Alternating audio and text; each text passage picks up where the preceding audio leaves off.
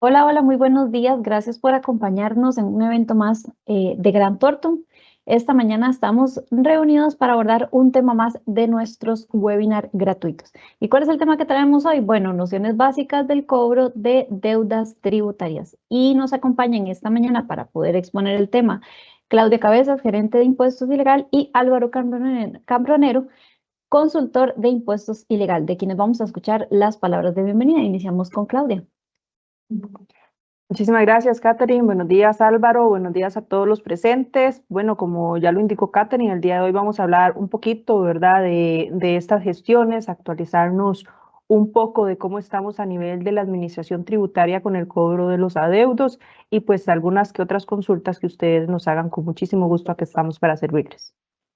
Muchísimas gracias, Claudia. Ahora vamos a escuchar también las palabras de bienvenida de Álvaro Cambronero. Álvaro. Buenos días, Catherine. Buenos días, Claudia. Y bienvenidos a todos los presentes. Como comenta Claudia, tenemos un tema súper interesante, importante y conocer desde la etapa más básica todo el tema y el proceso de cobro en materia tributaria. Gracias, Álvaro. Y también les recordamos que somos una empresa de 60 años en el mercado costarricense en los que se ofrecen soluciones personalizadas a través de un servicio de alta calidad. Nos especializamos en temas de impuestos, auditoría legal, precios de transferencia y aduanas, así como comercio exterior y consultoría en capital humano. Me tomo un momento también para recordarles que la próxima semana vamos a tener un webinar más con el tema CRS, Marco Normativo, Fiscalización y Aspectos Claves para atender requerimientos de información, y estar a cargo de las expositoras Tatiana Martínez, gerente legal, y Nayeli Jiménez, consultora legal. Recordarles que este webinar ustedes lo van a poder encontrar a partir de la próxima semana en nuestro canal de YouTube, donde nos encuentran como Grant Thornton Costa Rica, y por supuesto también invitarlos de una vez, por si no nos siguen, para que nos sigan en las diferentes plataformas, tanto Facebook, LinkedIn y también en Instagram, donde nos encuentra como Grant Thornton Costa Rica. Y por supuesto también escuchar nuestros podcasts en nuestro canal de Spotify, donde nos encuentran como Café Grant Thornton.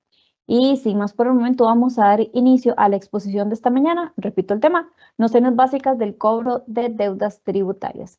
Iniciamos con Claudia Cabezas. Claudia. Bueno, muchísimas gracias.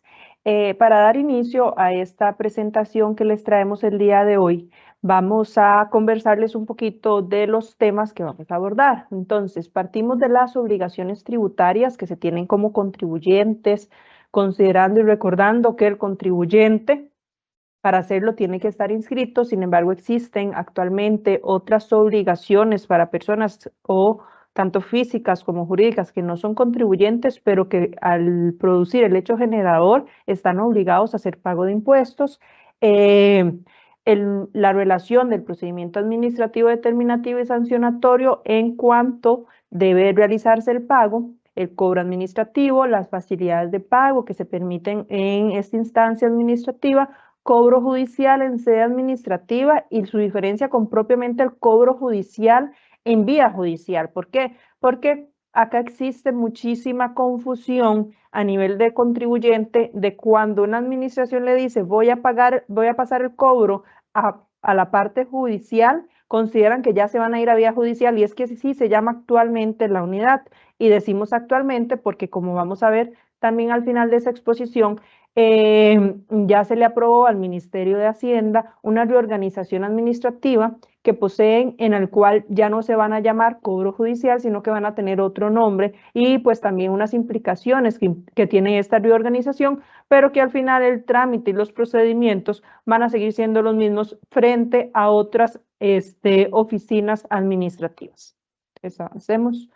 Y pues para iniciar vamos a hablar de las obligaciones. Muy bien, Claudia, muchas gracias. Y como menciona, ¿verdad? Vamos a empezar hablando de obligaciones tributarias. Iniciemos con quiénes son los obligados tributarios. En la normativa se menciona al menos tres clases o tipos de obligados tributarios. Primero serían las personas naturales, o sea, personas físicas, que según su actividad se encuentran realizando el hecho generador por el cual se establece el impuesto o el tributo que debe cancelarse y declararse respectivamente.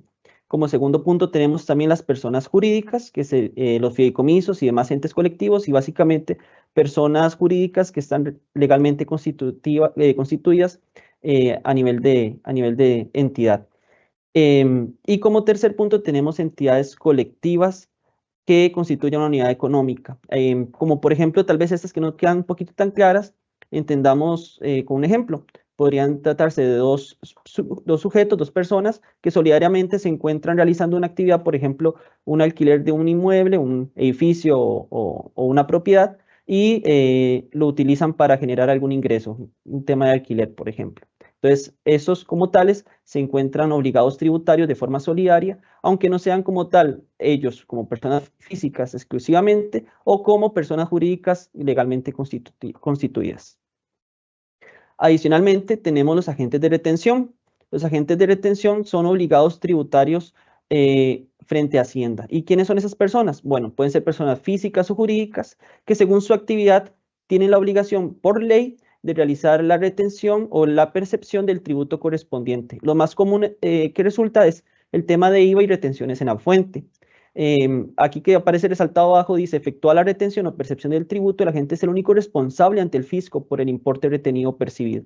Esto quiere decir que si esta persona como tal no realizó la retención a la administración tributaria o Hacienda, no le resulta importante, ya que estos simplemente son obligados. Entonces, aunque no haya hecho la retención, igualmente ellos tienen la obligación de responder ante Hacienda y realizar el pago de dicho impuesto. Sí, acá muy importante esto que nos indica Álvaro en el sentido de que frente a la administración tributaria, el responsable tanto de declarar como de hacer el pago del impuesto es el agente de retención o el agente de percepción. Por lo tanto, si alguno de estos no hizo la retención correspondiente cuando correspondía, su única forma es devolverse y solicitarlo. Por ejemplo, ¿verdad? Los patronos. Si el patrono está obligado a realizar pues el pago del impuesto, el pago caja, etcétera, y no lo está haciendo, no lo está reteniendo debidamente al colaborador, pues eventualmente va a tener que negociar con su colaborador para efectos de que le haga la devolución de esos conceptos. Y si ya esa persona no está, ¿verdad? En la empresa, no forma parte de su planilla, pues también deberá de ingeniarse la forma legal para poder hacer esa solicitud de devolución de lo que oportunamente pues no retuvo. Muchas gracias, Claudia. Seguidamente tenemos declaración, pago, retención de los tributos. Aquí es importante considerar de que las declaraciones juradas se van a considerar como que fueron correctas o que se hizo con la debida manera ante la Administración Tributaria y ante el Ministerio de Hacienda. En este caso, se presumen que son ciertas y que van conforme a la realidad y la contabilidad de la empresa. Entonces, en caso de encontrarnos posteriormente en una fiscalización, es importante que se haya hecho de la mejor forma posible para no evitar justamente esta clase de cobros de los que vamos a hablar el día de hoy, sino que realmente estén conforme a la realidad de la empresa y realidad de la contabilidad que fue llevada de forma adecuada.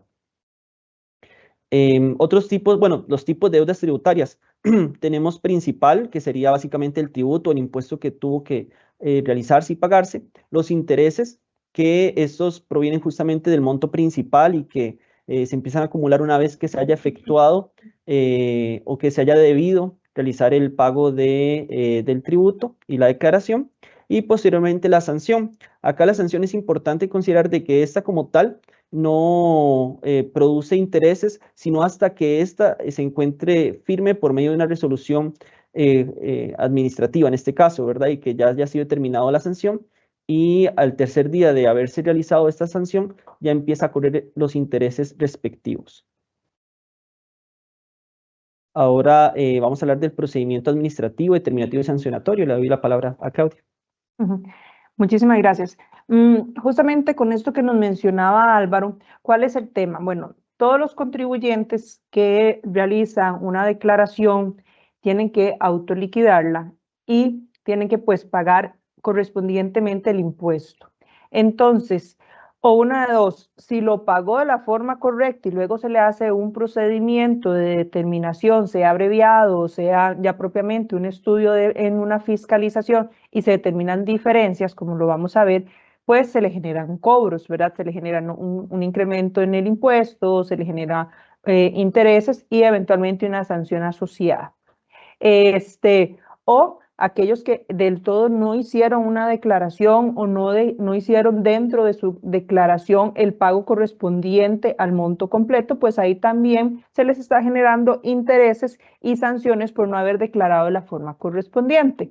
Entonces, como indica Álvaro, se parte de que las declaraciones juradas contienen todos los elementos necesarios para determinar el impuesto correspondiente. Pero cuando se hacen este tipo de procedimientos administrativos de determinación y sancionatorios, las administraciones tienen que tener las facultades para realizarlos, porque recordemos que acá no solo es la administración tributaria del Ministerio de Hacienda. Aquí también tenemos otras administraciones que por ley están facultadas y por constitución para efectos de poder realizar gestiones de fiscalización que también implican el cobro y la solicitud de pago de tributos, ¿verdad? Entre ellas las municipalidades o los otros entes adscritos al Poder Central, como el IFAN, el INDER, en relación con los tributos que tienen facultad de percibir, de fiscalizar y propiamente de controlar en relación con el pago de estos. Entonces, para efectos de que una administración pueda realizar una fiscalización, tiene que estar por ley establecido que tiene esa facultad.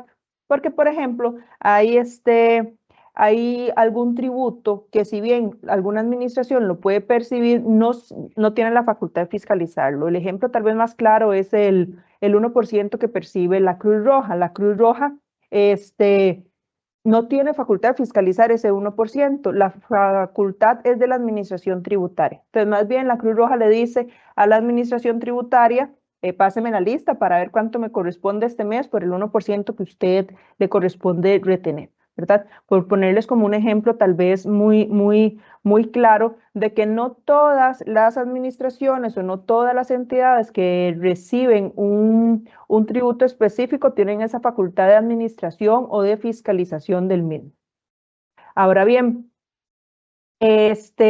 propiamente sobre el procedimiento determinativo y la importancia, el por qué mencionarlo en esta presentación, es de dónde nace una deuda. Entonces ya tenemos claro que cuando hago una declaración y genero el pago de un impuesto, pues debo pagarlo en ese momento.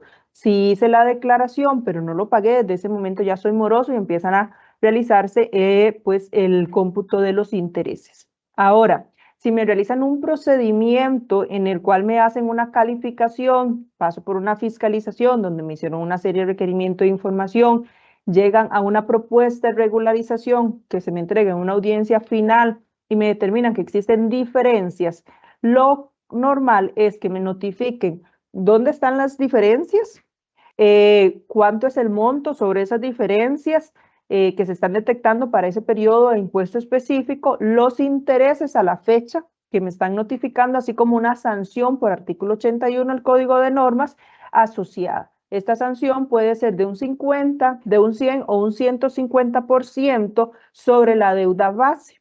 ¿Ok? Entonces, me hacen la fiscalización, me comunican una propuesta de regularización y en esa propuesta de regularización me dan un plazo de 5 días para que yo manifieste si deseo o no deseo regularizar o si lo deseo hacer parcialmente. Y desde ese momento yo puedo realizar el pago, sea que esté aceptándolo para efectos de no seguir discutiendo en las vías siguientes que son recursivas o como lo que se denomina por artículo 144, que también ya lo vamos a ver, como lo que se denomina como un pago bajo protesta, en el tanto yo le indico, administración, yo le voy a pagar para que no se me sigan generando intereses, pero voy a seguir discutiendo porque no estoy de acuerdo con el ajuste que usted me está haciendo. Y eso puede ser completo o puede ser parcial. ¿Qué quiere decir? Que si me hacen, por ejemplo, un ajuste, no sé, de gastos por viáticos y otro ajuste por seguros, yo puedo regularizar uno de forma permanente y el otro lo puedo seguir discutiendo. Si claramente tengo las pruebas y tengo todos los elementos para validar de que esos gastos, por ejemplo, sí son deducibles dentro del periodo y dentro del contribuyente. Entonces, si yo en ese momento pago, ¿verdad? Como les digo, pueden ser de esas dos formas, que lo acepte completamente o que lo haga como bajo protesta.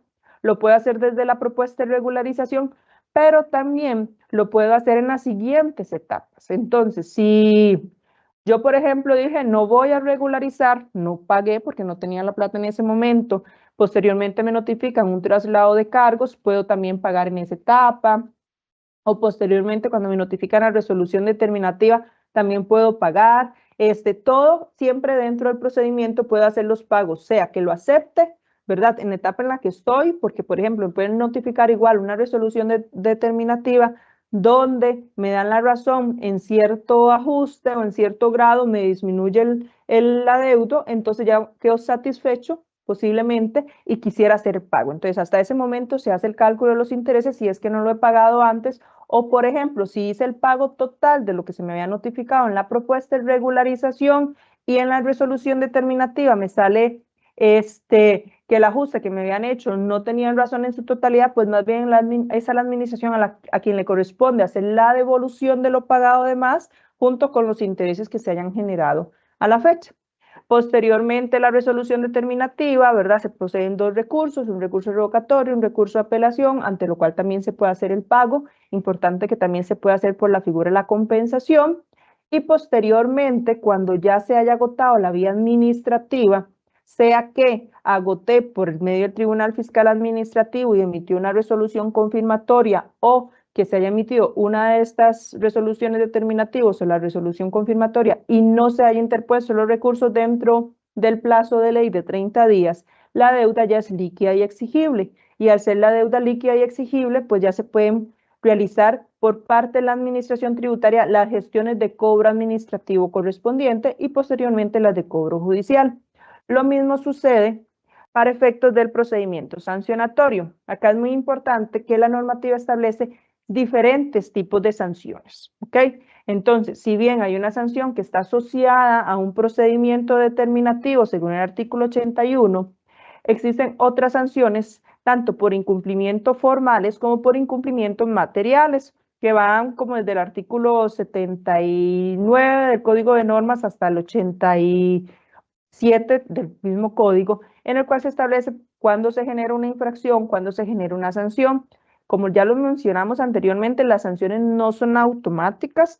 Sin embargo, cuando yo estoy claro que cometí una infracción, puedo solventarla sin que se inicie un procedimiento. La mayoría de ellas incluso tienen reducciones según el artículo 88 del Código de Normas. Entonces, tengo que proceder a realizar el pago. Lo asumo y lo pago. O me deben de notificar un procedimiento sancionador. Igual paso por las etapas correspondientes y en cualquier momento, en cualquiera de esas etapas puedo proceder con el pago. Sin embargo, si no presento recursos, no presento oposición y quedan firme, ya estoy obligado a pagar. Como lo mencionó Álvaro anteriormente, la sanción no genera intereses hasta su firmeza 3 días después. ¿Eso qué quiere decir? Si sale el Tribunal Fiscal una sanción, yo tengo 3 días para pagarlo sin intereses. Ya a partir del 4º día ya se está generando intereses y tengo que realizar y asumir ese pago correspondiente.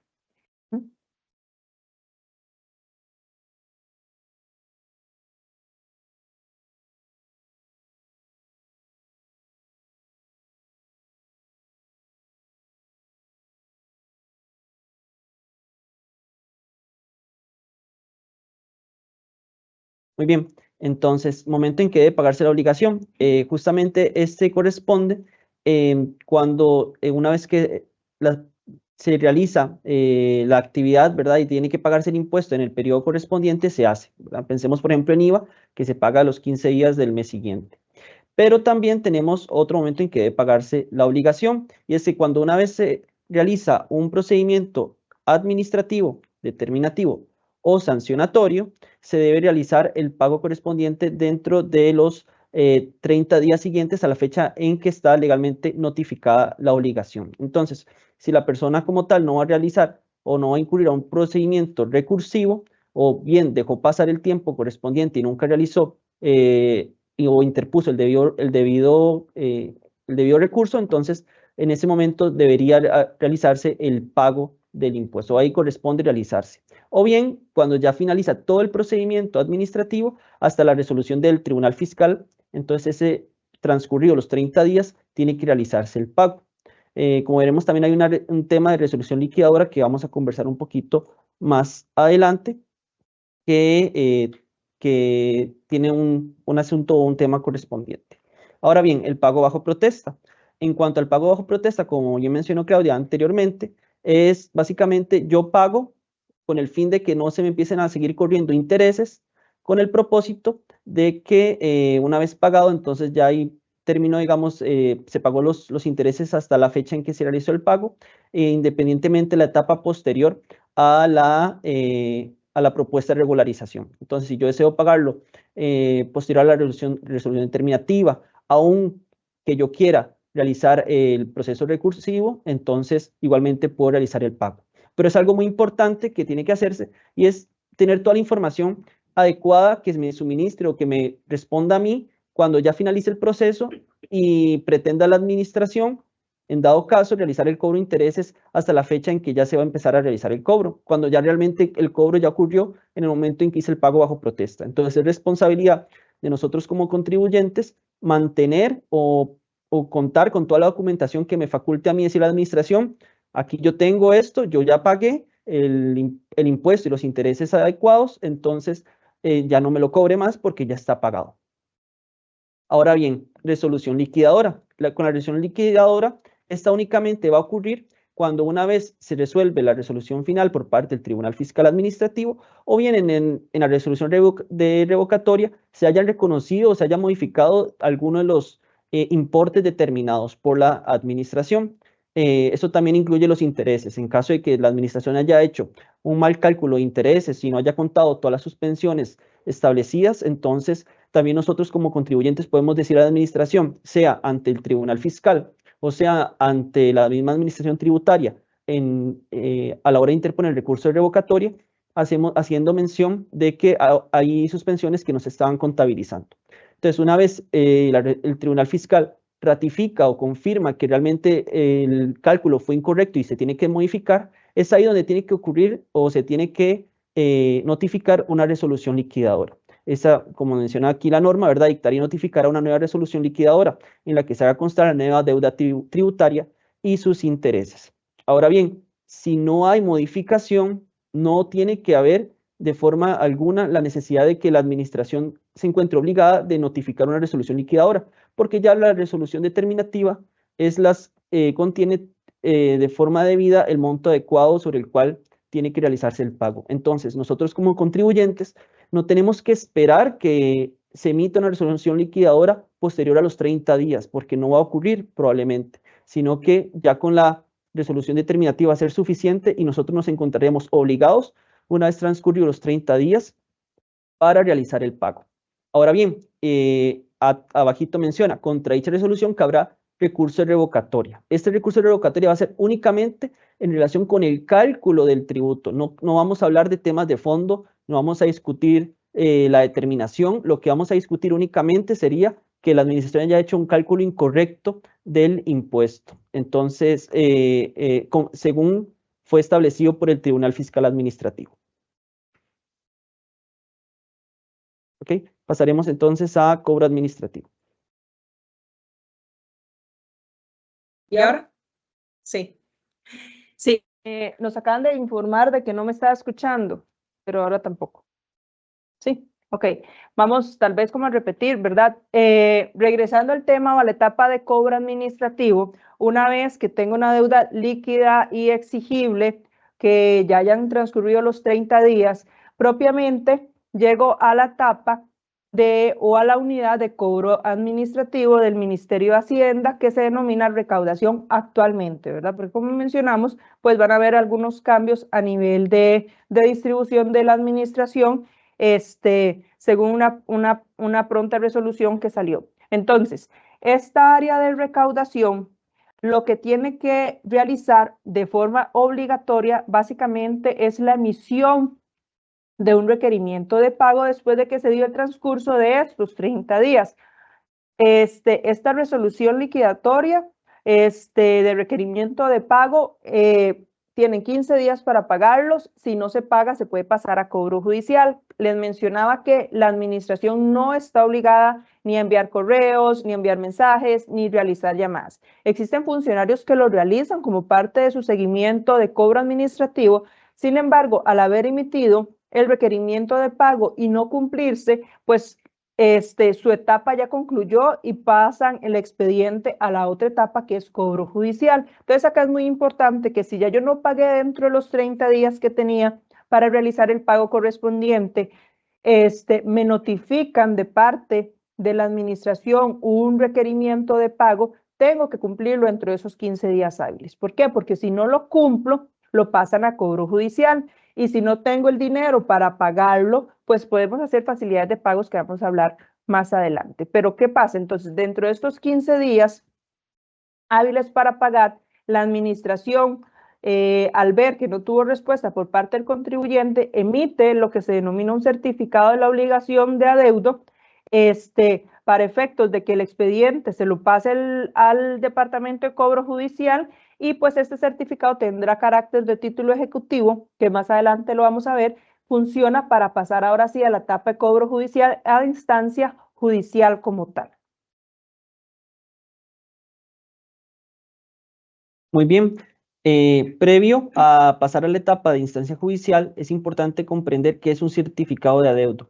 En la normativa encontramos justamente esta figura, ¿verdad? Y esta se crea el certificado de adeudo una vez se notifica estos 15 días.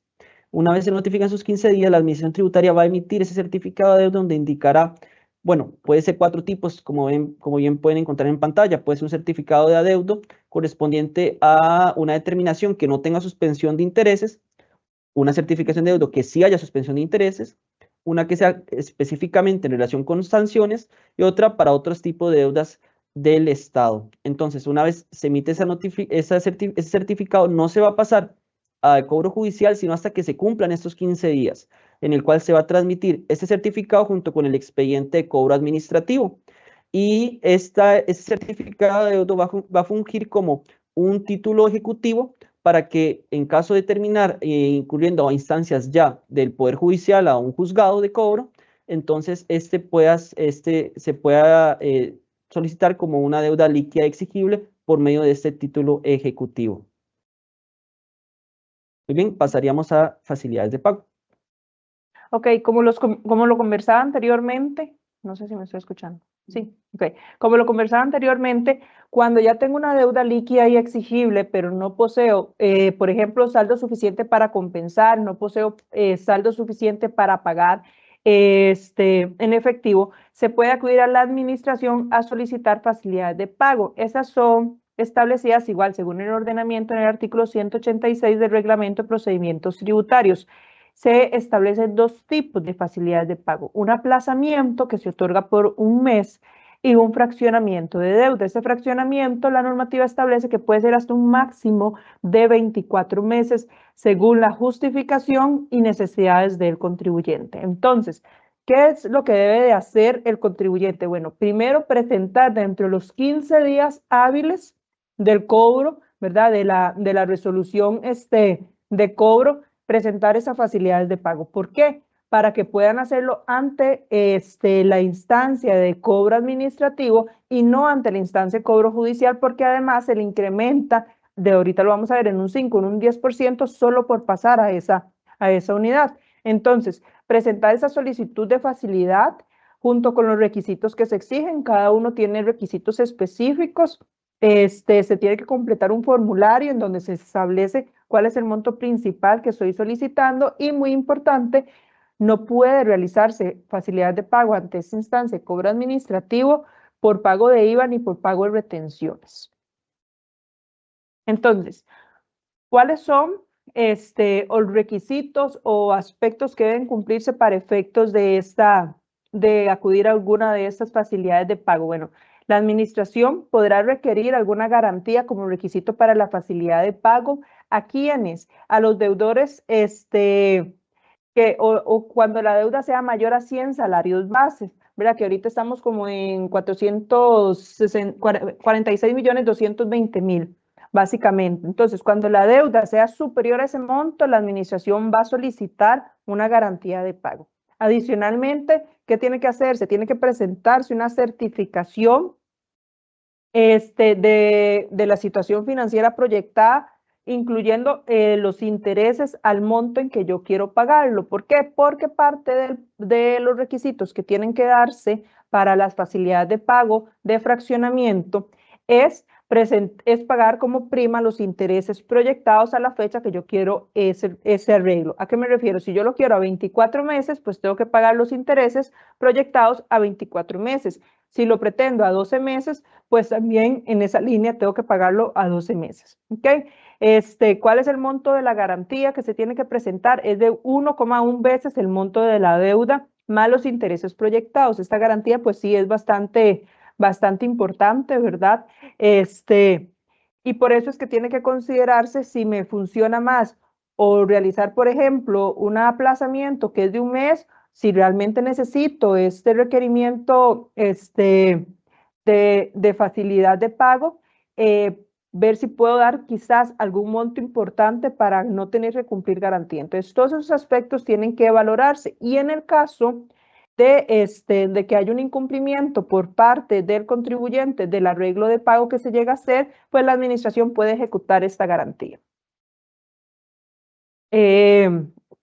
¿Qué no son susceptibles de facilidades de pago? Bueno, la misma normativa establece que todo lo que tenga que ver con especies, fiscales, timbres, aranceles, o lo que corresponda para validar actos jurídicos de otorgamiento de concesión, tampoco son susceptibles de facilidades de pago las deudas menores a un salario base, ¿verdad?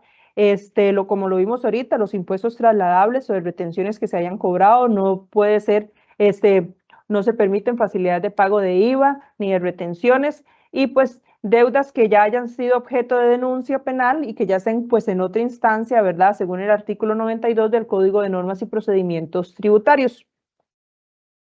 Ahora bien, como los requisitos esenciales para presentar esas facilidades de pago, el primero y el más importante es que yo tengo que justificar cuál es la razón, motivar, ¿verdad? Debidamente, cuál es la razón financiera actual y transitoria que me permite o no me permite a mí realizar, cubrir la deuda total. ¿Y por qué transitoria? Bueno, porque yo tengo que demostrarle a la administración que yo estoy bien, yo soy un contribuyente sólido. Sin embargo, a pesar de querer seguir en el mercado, a pesar de tener todos los requisitos para ser un contribuyente, actualmente no tengo el dinero suficiente para poder cubrir ese monto, ¿ok?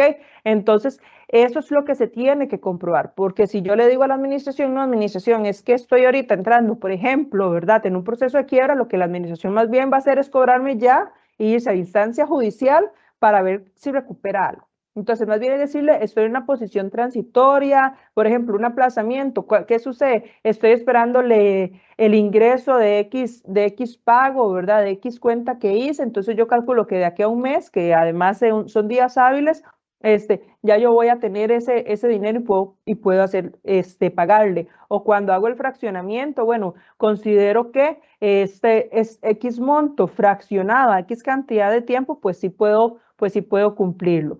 Incluso, ¿verdad? Cuando se hacen este tipo de arreglos y ya en el camino se proyecta que no se va a cumplir, se puede volver a acercar a la administración y hacer un nuevo arreglo. ¿Para qué? Para no caer en incumplimiento, porque ya con solo una cuota que no se pague, la administración dice, no estamos cumpliendo el acuerdo en el que llegamos, cierro y paso el expediente a cobro judicial. Entonces, la idea es evitar que se den pues este tipo de vicisitudes ante un fraccionamiento o aplazamiento ya otorgado. Bueno, ¿cuáles son los efectos propiamente de tener una solicitud o de que me hayan aprobado una solicitud de fraccionamiento? O sea, la interrupción de la prescripción de la deuda es uno de los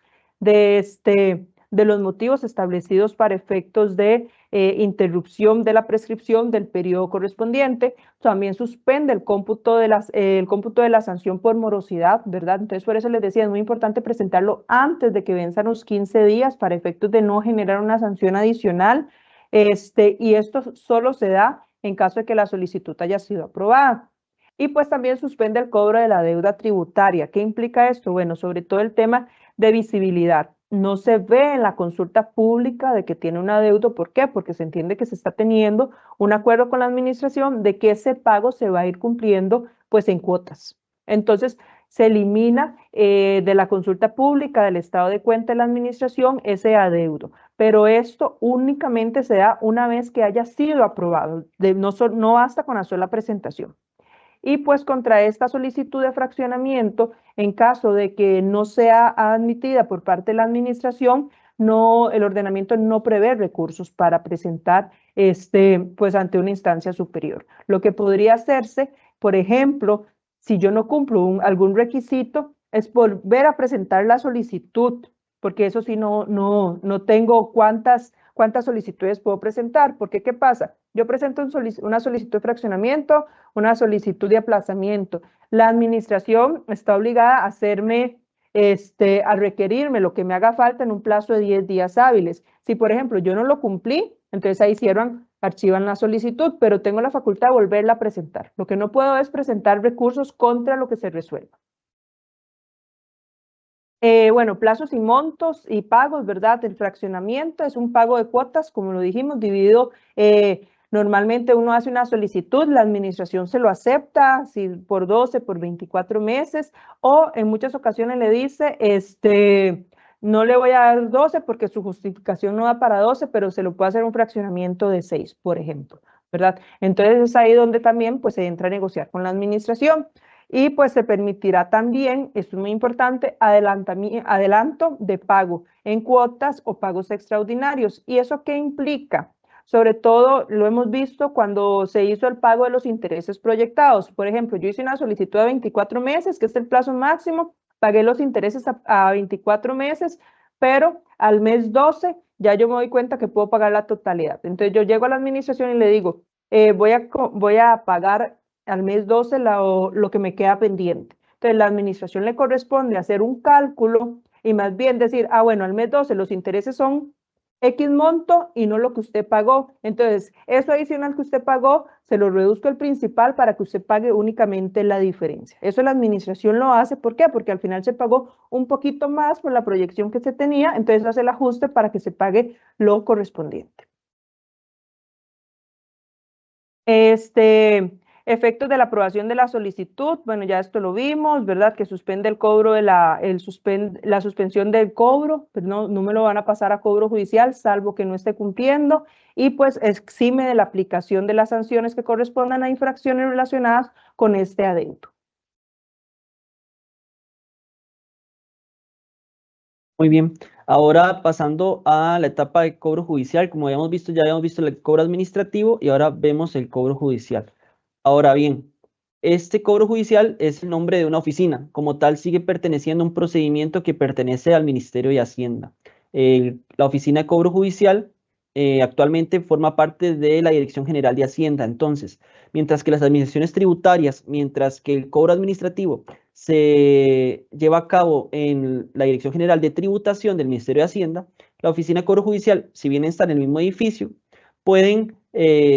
pertenece a la Dirección General de Hacienda. Entonces, como tal, son funcionarios distintos y tiene un proceso correspondiente aparte. Entonces, ¿cuáles son las funciones de la Oficina de Cobro Judicial? Bueno, primeramente es disponer el ejercicio de la acción de cobro, o sea, ejecutar el cobro sobre el cual que está debiendo el contribuyente. Decretar medidas cautelares por las obligaciones adeudadas. Esto ocurre cuando, si bien se hacen los esfuerzos para que el contribuyente realice el pago de la obligación que tiene pendiente, no lo ha hecho. Entonces, se empieza a realizar medidas cautelares como embargos respectivos, que estos mismos pueden ser realizados por el Ministerio de Hacienda, la ley lo permite.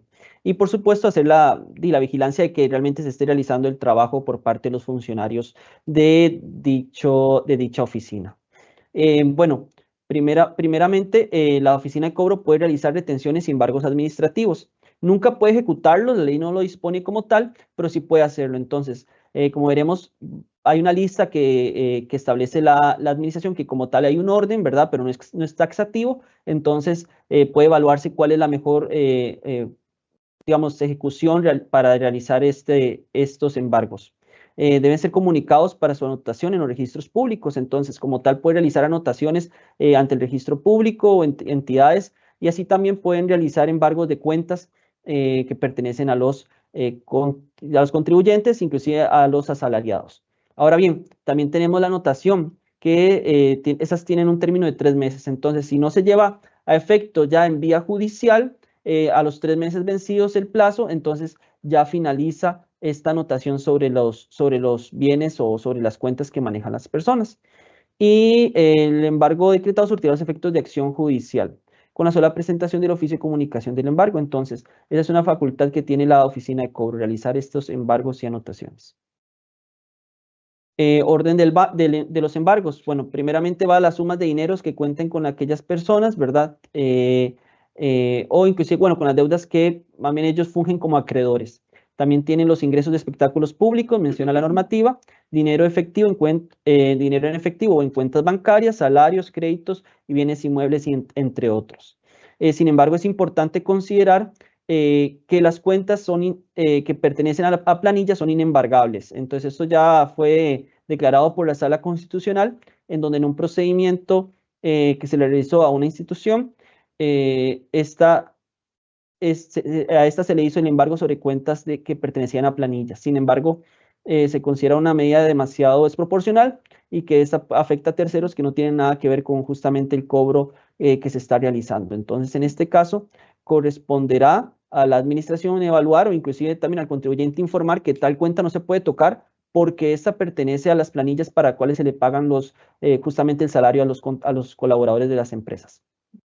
Acá esa sentencia es de bastante relevancia, justamente cuando un contribuyente ya está claro de que va a pasar a cobro judicial o que ya se le pasó los 15 días, lo adecuado es llegar al departamento correspondiente y decirle, o sea, tratar de hacer algún arreglo en esa instancia y de entrada indicarle cuáles son las cuentas con las cuales se pagan planillas, todo lo que tenga que ver con derechos de los colaboradores, aguinaldos, vacaciones, etcétera. Posiblemente, ¿verdad? No se ha establecido que pueden ser infinidad de todas las cuentas, ¿verdad? Pero por lo menos una, o probar que efectivamente se haga, por ejemplo, en 2. Con esta gestión se va ante ese departamento y se le dice, yo pago planillas y todos estos derechos desde la cuenta 1 y desde la cuenta 2. Y la administración no debería embargarlo, porque justamente, ¿qué fue lo que dijo aquí la Sala Constitucional? Bueno, de que aquí se están afectando derechos de terceros. Ya no solo es que se está embargando una cuenta al contribuyente moroso, se le está embargando una cuenta y se está afectando pues los salarios de terceras personas que se requieren, ¿verdad?, para pagar sus servicios esenciales, casa, alimentación, etcétera, y pues al haber afectación de terceros, priva eso en relación con el interés que tiene la administración, el Ministerio de Hacienda, para realizar este tipo de embargos preventivos. Muy bien, muchas gracias. Y también tenemos, bueno, ahora sí, esto aparte, como les estaba mencionando, esto pertenecía a la oficina de cobro judicial, que pertenece al Ministerio de Hacienda.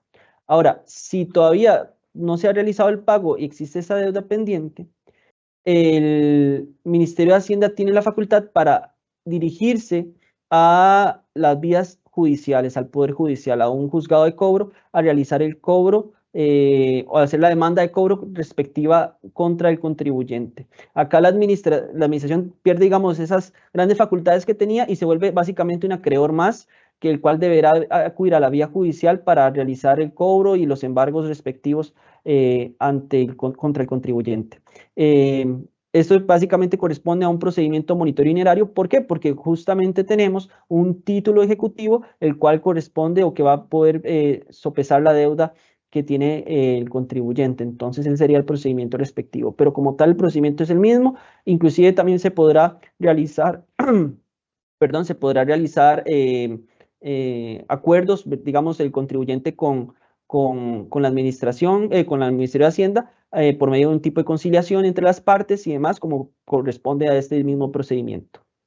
Sí, acá, ¿cuál es el tema? Básicamente, cuando ya la administración agotó todas sus facultades y aún así el contribuyente no ha realizado el pago, lo que corresponde para poder ejecutar esas garantías, ¿verdad?, que realizó, embargó una cuenta, pero no puede sacar los dineros de la cuenta contable, de la cuenta bancaria, por ejemplo, entonces tiene que ir a vía judicial y en el procedimiento, pues normal, ¿verdad?, por medio de un monitorio, un juez deberá declararle, ahora sí que puede tener acceso a los dineros embargados o a los bienes, etcétera. Entonces, por eso es que la administración, el Ministerio de Hacienda se vuelve acreedor también y deberá llevar a vía judicial lo correspondiente para poder hacer pues el cobro y la devolución de lo que se le debe. Como indica Álvaro, es como cualquier otro contribuyente, entonces, perdón, es como cualquier otro acreedor. Entonces, tiene que ir a la vía judicial. También se pueden hacer arreglos extrajudiciales, como cualquier otro procedimiento, donde el contribuyente diga, ay, no, ya estoy en vía judicial, ¿verdad? Ahora sí voy a ver si pago. Entonces va y realiza el pago correspondiente ante la administración y le informa, y pues ya ahí deberían notificar al juzgado, pues que se hizo un arreglo extrajudicial. Importante que todo este procedimiento, desde el requerimiento de pago, va interrumpiendo la prescripción. Entonces, no es que yo digo, ay, no voy a pagar porque voy a esperar a que prescriba. No, absolutamente cada una de esas gestiones que se van realizando, notificadas al contribuyente, donde hayan gestiones de cobro administrativo, cobro judicial, son interruptoras de la prescripción. Y como tales, pues vuelven a correr otra vez los 4 años pendientes de la deuda. Entonces, mientras este procedimiento de ejecución judicial se presente dentro de esos 4 años, está debidamente presentado y pues no cabrá, ¿verdad?, en su momento la excepción de prescripción correspondiente. Para finalizar, en relación con el cobro judicial, tenemos las tarifas de honorarios profesionales. Entonces, adicionalmente al monto principal o a la sanción y los intereses correspondientes a los cuales se están realizando las gestiones de cobro, el contribuyente también por obligación deberá cancelar los honorarios profesionales. El 5% del monto total de la deuda corresponde como ese aviso de cobro al deudor. Entonces, por el simple aviso que puede hacer la oficina de cobro judicial, le corresponderá al contribuyente cancelar un 5% por tales honorarios profesionales. Y adicionalmente, si se realiza el cobro, ¿verdad?, y se lleva a un acuerdo o un arreglo de pago, el contribuyente deberá cancelar ese 10% del monto total. Entonces, son montos que deberían considerarse, ¿verdad?, y evaluarse si realmente deseamos llegar a tales instancias de cobro judicial. Bueno, sobre esto que nos mencionaba Álvaro, este monto correspondiente es ante la instancia de cobro judicial de la administración del Ministerio de Hacienda. ¿A qué me refiero? Con solo que el funcionario de recaudación agarre el expediente, lo cierre y se lo pase a su compañero de la par, que es cobro judicial, ahí ya hay que pagar estos honorarios profesionales.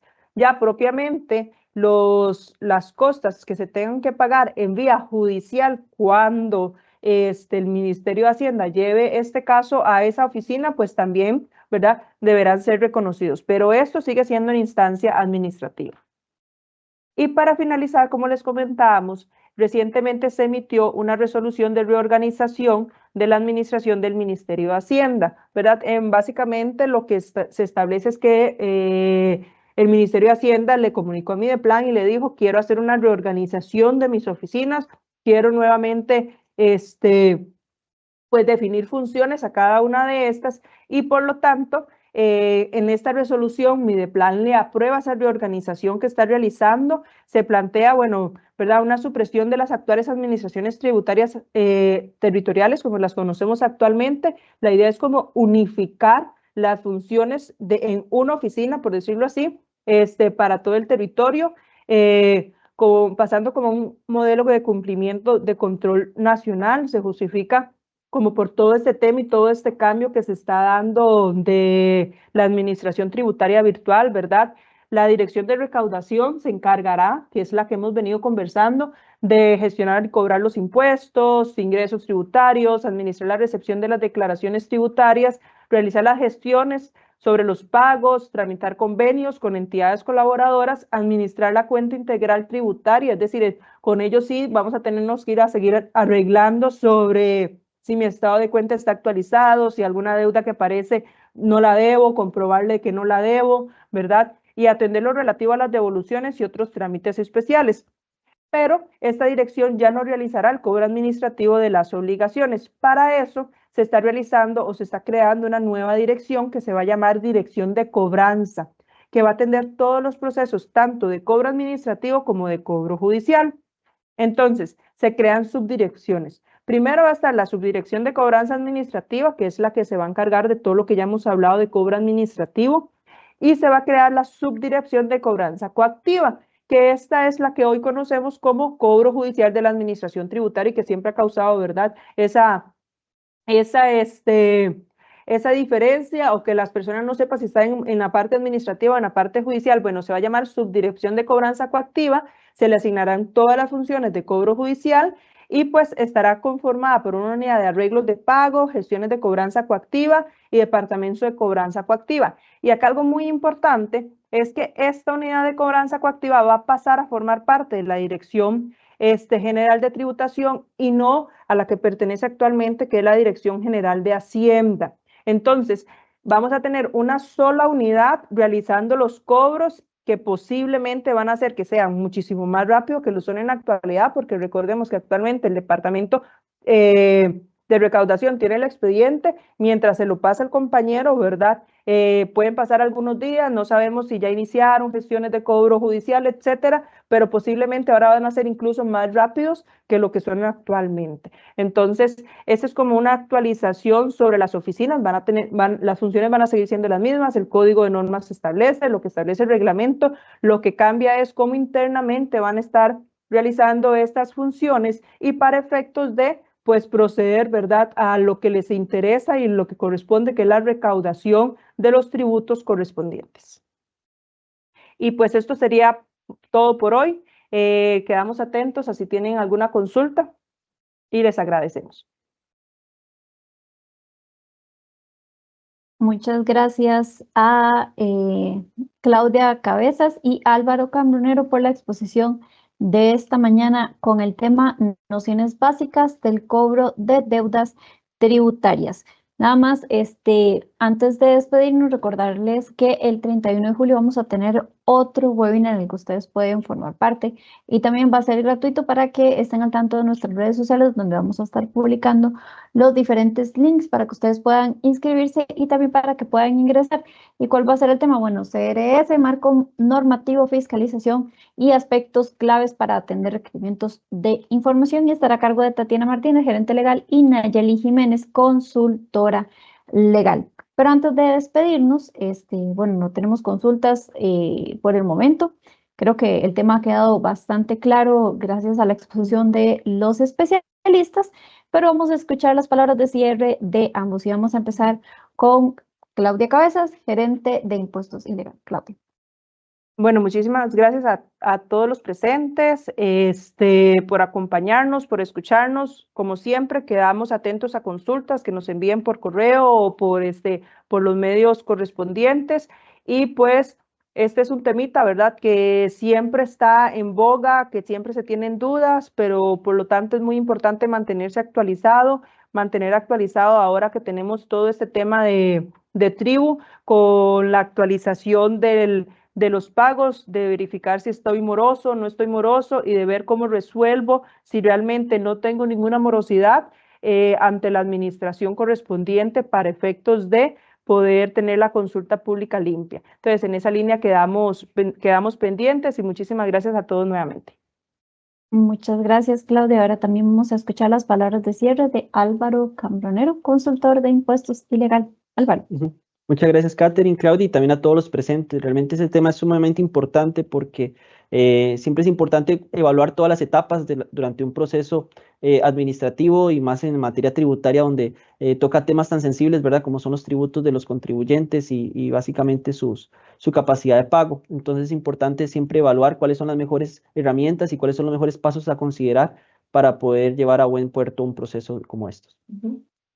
Muchísimas gracias a ambos por la exposición de esta mañana y a ustedes muchísimas gracias por habernos acompañado durante todo este tiempo en la exposición del tema. Les invitamos para que estén al tanto de nuestras redes sociales y de la información que estamos publicando constantemente, de las diferentes actividades que tenemos para ustedes para que también puedan formar parte. Muchísimas gracias y esperamos que tengan un muy bonito día. Hasta luego.